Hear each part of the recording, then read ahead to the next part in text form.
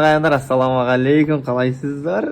Күліп қояды өзі. Айнаның алдында сторис, біз мына жерден есіктен кіреміз, бірден айнаның алдына келіп сторис түсіреміз. Күнде айнаның алдында сторис салады екенсің деп жазып жатыр да көп адамдар ше.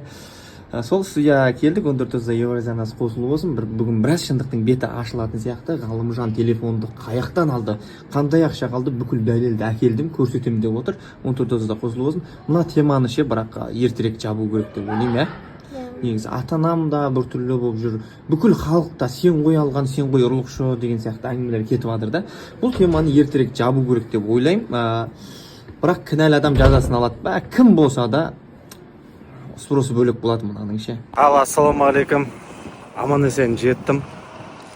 Жаңарқадамын. Жасыратын несі бар? Біраз уақыттан бері көрмегем. Солай енді обстоятельстволарға байланысты ұлыммен жолуға келдім. Жүрек деген тарсылдап тұр кәдімгідей ше. Қазір айтпай келдім мен, бірақ айтқам жоқпын келе жатқанымда. Эмоциясын көрейік қазір. Душқа түсіп алдым. Мэнди кетті, стилист қыз. Ертең с утра достық плазаға барамыз, киім қараймыз, киім аламыз деді. Шоппингқа барамыз, енді бұйырса қандай образдар маған жинайтын енді көреміз. Маған ана қыздың шынымды айтсам, бұрыннан бері стилистпен жұмыс жасағым келеді. Өйткені бір киім сатып аламын да, үстін сатып аламын да, астына не киетінді білмеймін. Или астын сатып аламын да, үстіне не киетінін білмеймін. И сөйтіп ол киім 1-2 жыл жатады да, потом мен оны лақтырып жіберемін, или біреуге бере саламын. Сөйтіп жүретін. Енді біз прям түбегейлі полностью гардеробпен жұмыс жасаймыз. Енді бұйырса шетелден келгеннен кейін разбор гардероба, новый үйге көшкеннен кейін полностью гардеробтың ішін обставлять етеміз. И новый күшті киімдерді, мысалы, көп киім алудың қажеті жоқ. Бір киімді бірнеше қылып киюге болады. Мысалы, соның барлығын үйретіп көрсететін болды. И вообще ішкі жан дүниемен полностью психологический уровеньде полностью жұмыс жасайды екен қыз. Ұнады. Ертең тағы киім аламын енді. Цветі де, бетім барлығы идеальный көрініп тұр. Освещение күшті тұр. Құрсын бояу керек емес қой. 1 грамм макияж жоқ бетімде. Ну, кішігірім секпілдерім бар енді, но өзіме жарасып тұратындан да пигмент емес та.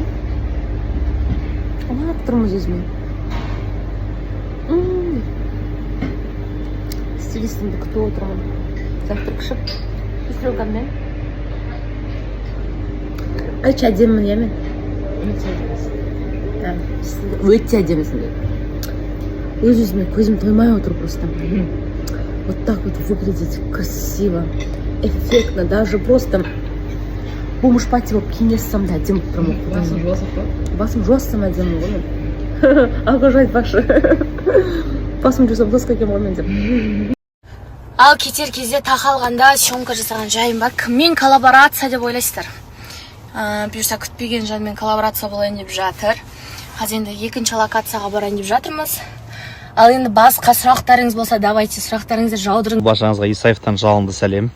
Үйіміз үй болып келе жатқаны көңілді қуантады. Бүгін залдың стяжкасын уже бітірдік. Енді қазір коридорды күтіп жатырмыз. Аз ғана жер қалды. Қазір сіздерге көрсетемін процессті. Айтпағым ол емес.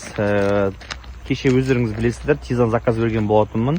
Және тағы да бір нәрселерге заказ бердім. Өйткені үйге техника жетіспей жатыр. Сол техникаларға арнайы тапсырыс бердім. Қазір сіздерге келесі сторисқа сала кетем. Көрсеңіздер болады. Сіздер де сайтқа арнайы тіркеліп тапсырыс берулеріңізге болады. Тапсырыстарыңыз небәрі 1-ақ күнде және бір упаковкада келеді. Өте тез келеді. Енді атынан айтылып тұр. Аты тез деген приложение қосымша және доставкасы да тез. Мишка мен бір парный болып тұрмын ба? Өзім мишка болып тұрмын ба? Короче, мен бұны алып кеткен жоқпын.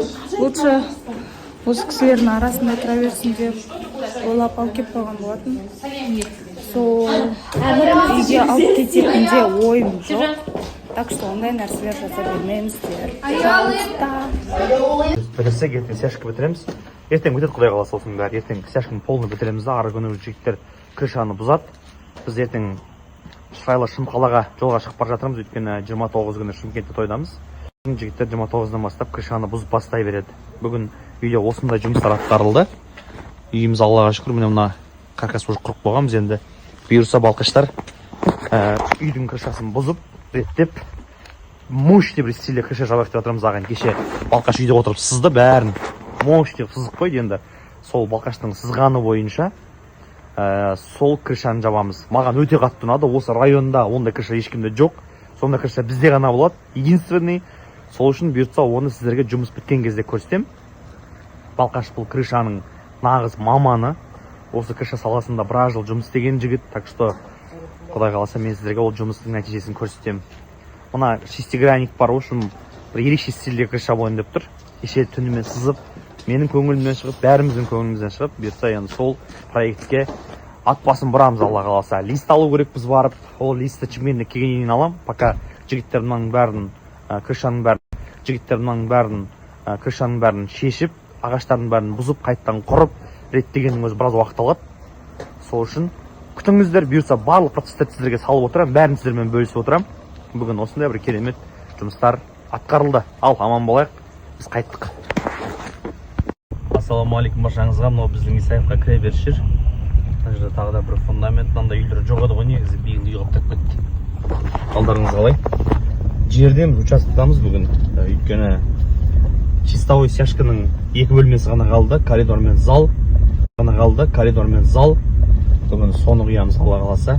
Чистовойын құюға келдік. Соған цемент бітіп, қазір цементке кетіп бара жатырмын. Цементке заказ беруге. Жігіттердің қолын ұстамау керекпін. Тезірек барып заказ беріп.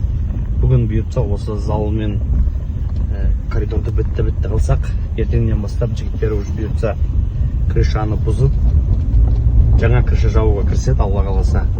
Біз бүгін Шырайлы қалаға түнге қарай жолға шығамыз, бұйыртса, өйткені ертең тойдамыз Шымкентте. Сол әр қаладан, әр жерден ризық несие беріп қойған Аллаға сансыз шүкір. Үй салған адамға